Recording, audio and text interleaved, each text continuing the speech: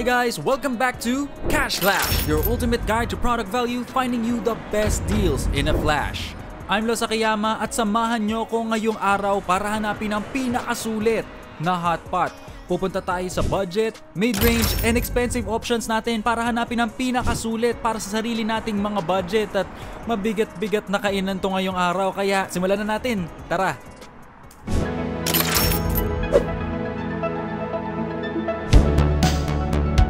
We are kicking off our hotpot adventure with Jiangnan. Jiangnan has a lot of branches nationwide, but for today, we'll visit the store located beside Robinson's Magnolia. When it comes to hotpot, hindi pwedeng hindi mo mababanggit ang Jiangnan. Many enthusiasts consider it as their top-of-mind go-to hotpot in the country. Jiangnan is open 24/7 and hotpot prices vary depending on the day. It is priced at 599 pesos every Monday to Thursday, then 699 pesos from Friday to Sunday.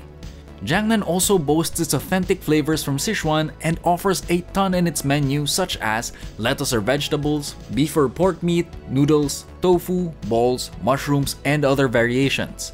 Jiangnan's signature sauces are also worth highlighting, pero if you want to make your own sauce, meron silang sauce station. Let's try it! Merong mga Angus beef, US beef, lamb at saka pork, among others. Meron din silang mga seafood at meron silang assorted mushrooms dito. Merong mga assorted balls, mga tofu at meron din sila syempre mga noodles na kasama. At ang star of the show siguro nila itong special sauces nila na pagsasawsawan natin ng mga meat after natin tong maluto lahat. And we have two choices actually for the soup. And we have here today their original soup and their most spicy one. Para matry natin yung different ends of the spectrum. Kaya tara, tikman na natin. Haluin muna natin yung special sauce nila. Try natin yung US beef muna.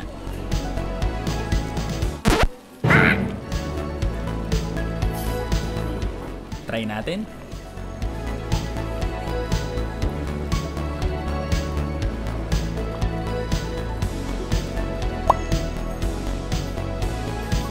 Yung sauce nila masarap.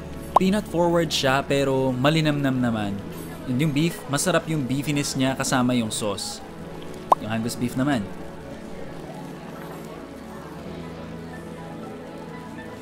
Yan.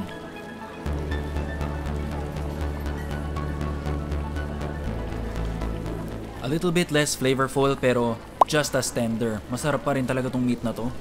And with the flavor of this sauce, try naman natin tong lamb.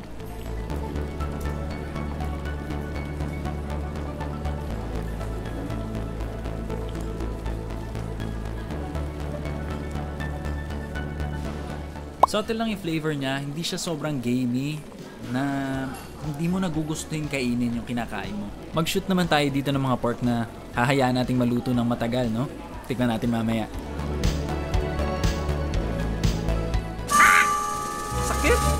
Ito, try muna natin yung isa sa mga balls nila.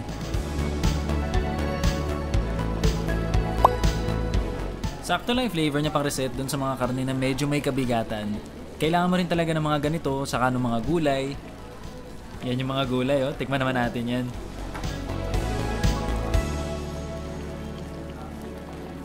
At ito naman yung sinama nating pork kanina. Luto na siya, no? Try natin dito sa sauce nila. Sarap ng pork. Dahil manipis siya na tutunaw naman siya ng konti sa bibig dahil dun sa init ng hotpot. It goes well with the sauce. Actually, siguro ito yung rason kung bakit ito yung signature sauce nila. Yan, sa soup nila, tatry ko muna yung spicy na meron talagang oil on top. Spicy siya, hindi lang in a sense na maanghang, pero in the sense na puno siya ng spices. Very complex yung flavors niya, yung flavorful na stock ng soup. Enough na talaga siya para i-elevate yung mga meats na kasama natin. Kahit wala yung sauce nila, enough na siya. Masarap na rin talaga na yung soup lang at saka yung karne mo along with the other things. Kaya naman talaga masarap yung experience na hotpot siya. Hindi lang siya dipping sauce. At ayun nga guys, sabi ko sobrang dami nito at kailangan natin ng tulong para kumain. So tara, kain muna tayo.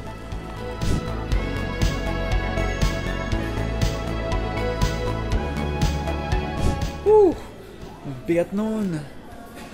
Pero nataob natin, tsaka on to the next. Let's go!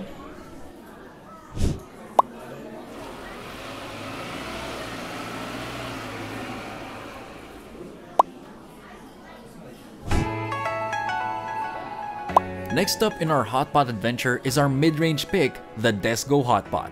Desgo Hotpot is well known amongst hotpot lovers as well and is located in Victoria de Makati. Right off the bat, there's a huge difference in the interior palang dito sa Desgo Hotpot from our budget pick.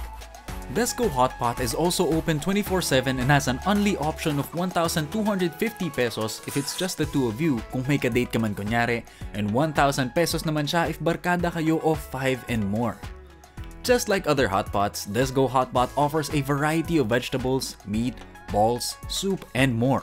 They also have their own sauce station para sa mga gustong gumawa at mag-experiment ng different flavors. One glaring downside from our mid-range pick is that walang smoke exhaust pipe if the hotpot lid is opened, and this could prove to be disruptive sa pagkain nyo and may affect yung overall environment ng place. But I'm not one to turn down a hot, potentially delicious and sulit meal, kaya let's give it a try.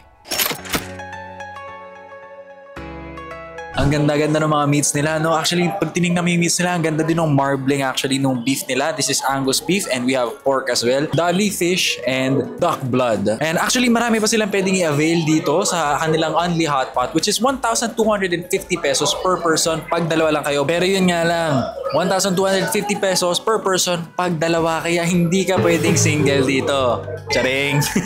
So ayan, tikman na natin yung mga meat nila. Unahin natin tong fish para maluto na siya. Lagyan din natin ng ibang mga toppings to. Fried tofu. Yan, lagyan natin ng enoki mushrooms.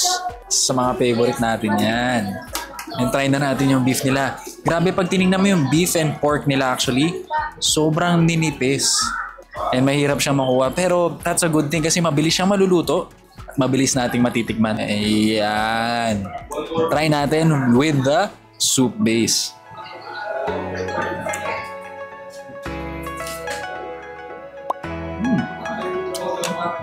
Very flavorful din yung soup nila. May konti siyang sourness na lumalabas. Mas nararamdaman ko yung sourness ng soup na to. But it works in its favor.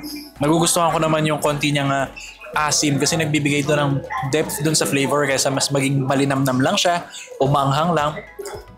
Masarap yung asim na nabibigay nitong spicy Szechuan soup base nila. Yung meat naman itself actually sobrang ninipis nung cuts niya and masarap, tender naman siya.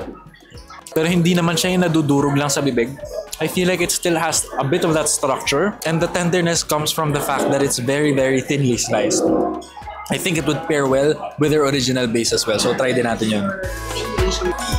Yan. Dahil sobrang thin actually nung slices niya, ang dali niyang naluluto at mawala dun sa sabaw. Pero yan, ang dali-dali niyang maluto. Konting dip lang. Pwede ko na kagad isubo at may experience. Masarap din ang original soup base nila. Simple lang, malinamnam. Ganun lang. Try naman natin tong duck blood. Di pala tayo nakapaglagay kanina. Yan, balga naman natin tong fish na nilagay natin. Yan, mukhang luto na to. Simple lang tong dolly fish natin. Napaka-soft na fish nito. Yan, frozen siya dumating, pero yan, luto na rin naman siya ngayon. Try na natin. Very simple lang, very soft, white fish lang siya. Na-absorb niya lang yung lasa no kung anong nilagay mo sa kanya. Ayan, meron sila actually ditong dalawang special sauces. Isang peanut sauce, tsaka isang satay sauce. Tatry natin to pareho. Ayan, haluin na natin. Medyo mas chunky yung satay sauce kaysa dun sa peanut sauce natin. So, baka iba din yung flavor na lumabas sa kanila. Try natin. Ayan. Try natin yung peanut sauce muna kasi hindi nyo na-try natin dun sa budget option natin. Cheers! Nangingibabaw talaga sa akin kung gaano kanipis yung beef nila at yun yung nagiging star of the show. Yung peanut sauce medyo a little bit too watery for me pero nandun pa rin naman yung flavors na hinahanap ko. Try naman natin tong pork. Yan, yung sobrang nipis na pork isawsaw natin dun sa kanilang signature sauce. Ayan o, sobrang bilis niyang maluto. Grabe. Ang bilis-bilis maluto nitong pork nila kahit hindi ko naman ine-expect na ganito yung gagawin nyo sa pork. Kasi usually, di ba takot tayo na masiraan siya kasi baka hilaw pa yung pork. Sobrang nipis nito. I'm sure luto na siya. It works well. Pero mas flavorful pa rin talaga yung beef. Ayun talaga yung babalik-balikan ko. Yun ang favorite ko. Yan. And last but not the least, yung medyo kakaiba nating niluha dito, part din to ng only nila, is their duck blood. Yan. Try natin to. Siguro hindi naman to sobrang foreign sa atin. Nakakakain naman tayo dyan ng Betamax. Tingnan natin kung ano bang difference sa flavor niya. Masarap daw to kasama yung kanilang Szechuan soup na spicy. So try natin.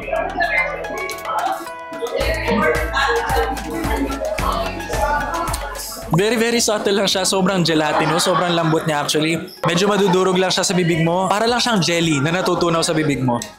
Very simple and merong konting-konti lang siguro siyang gaminess o anggon na nararamdaman ako. Pero mostly wala naman siya masyadong flavor. But the texture is really nice and it complements with all the other textures na may experience pa natin with their vegetables, mushrooms, noodles, etc.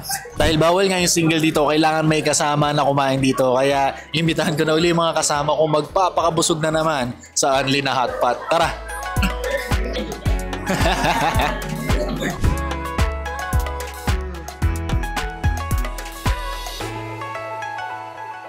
So, what can you say about the food and the experience? Okay naman siya. Goods naman. Masarap po. At yeah. What I really like about it is the meat, and I also like the experience of eating the duck blood. But I think we'll know later. We still have the expensive option. So, oh my god, I am so excited for that. I think you can't wait. So we will not wait any further. Let's go.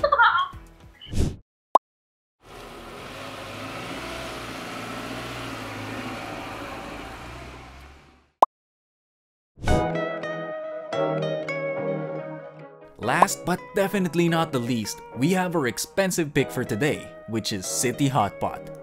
City Hotpot is located at B2 BGC High Street, Taguig, Metro Manila.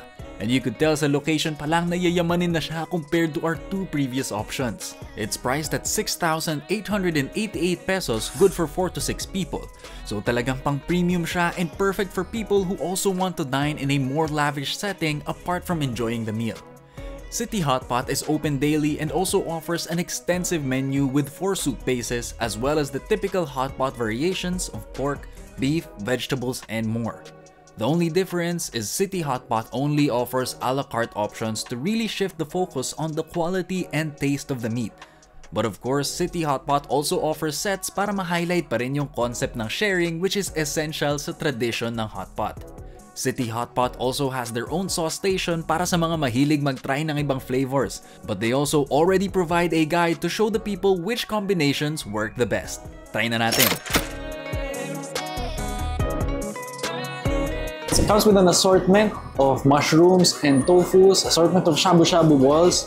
Meron din tayong assortment of seafood na merong fish, scallops, mussels, at saka merong shrimp. Meron tayong tahong, ayan, marami. Premium beef brisket, dalawa ng premium beef brisket. At ang ating pinaka-premium na meat option for today, ang Wagyu Prime Short Ribs na excited na akong matikman. Also comes with this as an appetizer, Chawan Mushi. And now for our soup, we have a 4-grade soup here. Meron tayong original bone broth soup, merong seafood soup, meron namang mushroom soup, at meron syempre Sichuan spicy mala soup. Ayan, yung mga soup na yun, itatry natin yung lahat. Ito naman actually ang kanilang specialty homemade sauce na para makompleto ay kailangan natin lagyan ng 1 spoon ng any of the soup bases. I'm gonna go with the original para naman malaman natin kung masarap ba yung original soup nila, no? Ito, uunahin na natin ang ating Wagyu Prime Short Ribs. Ganda-ganda nung meat, oh. Kitang-kita mo talaga yung intramuscular fat o yung mga fat na nakatahi dun sa loob ng mga laman ng karne. Ito yung nagbibigay ng tenderness actually sa karne at nagbibigay ng flavor. Maganda din actually talaga yung quality ng premium beef brisket natin dito. Ang difference lang talaga, kitang-kita mo pag pinagtabi sila nitong Wagyu Prime Short Ribs. Ang laki ng difference nila. Although I'm pretty sure masarap din to. Gustong-gusto ko na munang tikman to. Kaya tara na.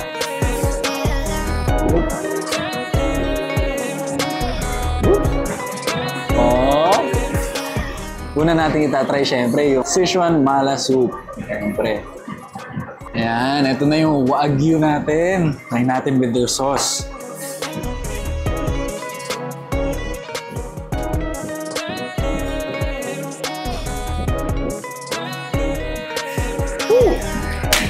Parang natunaw lang yung karne sa bibig ko pero very, very flavorful siya. Ang sarap niya talaga. Ngayon, kailangan ko siyang itry with the soup. And my favorite, syempre, is the spicy Sichuan Mala soup base, no?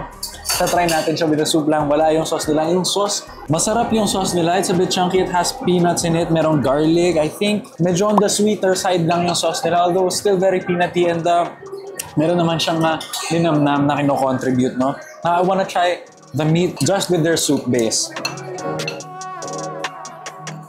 No? Oh? Yan. Ganun nata talaga pag social yung meat, no? Nagra-wrap around the chopsticks. Oops. Yan. Try naman natin with the soup.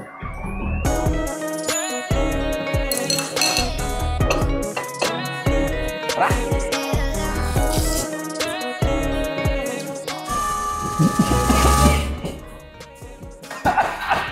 Ang sarap pa din talaga ng meat. Sobrang tender niya pa din. And nalalasahan ko pa din talaga yung meatiness niya. That distinctly beef flavor. Nararamdaman ko pa din siya. Although, it is a bit overpowered by the really, really spicy soup base, which I actually absolutely love. Medyo naubo lang ako ng konti. Pero ang sarap. Ang sarap nung sauce, nung soup base niya. Ang sarap-sarap. Yung meat just complements that soup base really well. Kahit ito lang mag-isa, ang sarap na yan. Ang sarap na talaga ng base ng soup. Now, let's try their other meat.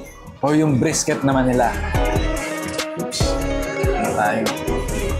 Oh, tayo din kaya? Wow. Oops, try naman natin yung ibang soup.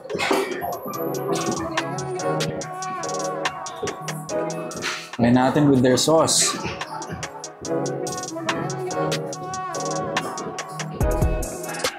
Personally, siguro hindi lang kaya i-discern ng dila ko. Pero although masarap to, masarap din to and hindi sila ganong nagkakalayo. Try naman natin to, the beef brisket with a different soup base, yung original nila.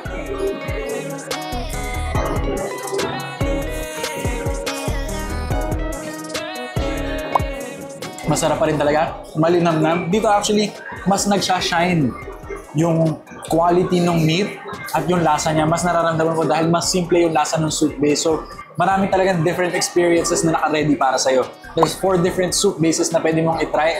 And bawat isa sa kanila, I think, will give a different experience with the different meats and seafood and all the other food we have in front of us. At syempre, hindi ko nga mauubos tong lahat. Kaya para tikman tong lahat at makain to, at siguradong maubos natin. Invite ko na lahat na ibang kasama natin. Tara!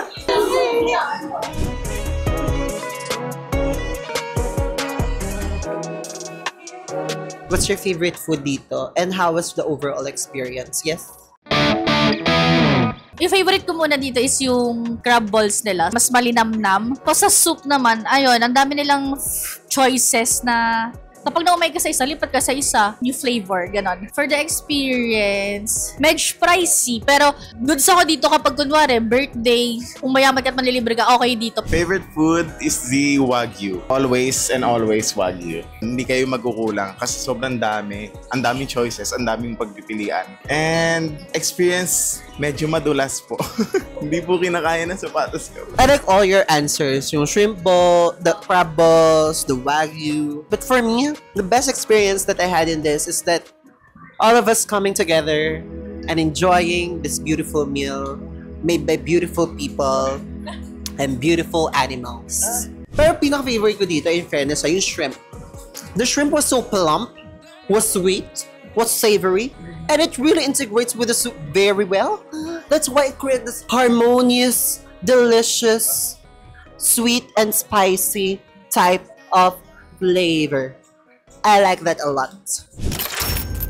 Ayan, so na-try na nga natin ang iba't ibang mga hotpot from budget, mid-range to expensive. At kito nyo naman, for a few of those times, nawawala-wala ako dun sa shot kasi hindi ko kayang kainin lahat yan ng isang araw na hindi ako naglalabas ng sama ng loob. Kaya yun naman talaga, nawawala-wala ako. Pero lahat yan tinry natin at lahat yan tinikman natin. Lahat yan alam natin kung anong masarap at hindi masyadong masarap sa kanila. Ngayon, ano ba ang pinakasulit na hotpot for our Cash Clash episode today. And our winner for today is our expensive option from City Hot Pot. Now, the reason why is because of the quality of the meat. Sobrang angat na angat talaga yung quality niya at hindi naman kailangan lagi na only yung kakainin natin para ma-enjoy natin to completely. So, kaya ito yung pinili natin kasi ang dami din naman talaga ng servings niya. Honestly, it's not just good for 4 people. And if you can feed 6 to 8 people dun sa pagkain yun, di bababa ng bababa yung cost, mas masusulit pa siya. And I think maganda rin yung place for special occasions. Hindi lang siya for simple na kung kain lang. Pero yung iba, syempre, kung gusto mo nang kakain ka lang talaga ng hot pot, regular na araw, gusto mong manap, pwede kang pumunta sa budget option nating Jiangnan at sa ating mid-range option na Desgo Hot Pot. Ayan, pwede mong puntahan tong mga to kung gusto mo lang kumain ng regular hot pot, pero kung gusto mo talaga ng something na for special occasion, so pang celebration, pwede na magse-celebrate ka sa City Hot Pot dahil sa social na lugar, social na pagkain at good quality food. With that said, ito nga ay nakabase sa kanya-kanyang panlasa at kanya-kanyang budget. Kaya tikman nyo na ang iba't ibang hot pot na sinubukan natin today. Again, I am Los Akiyama and this has been Cash Clash!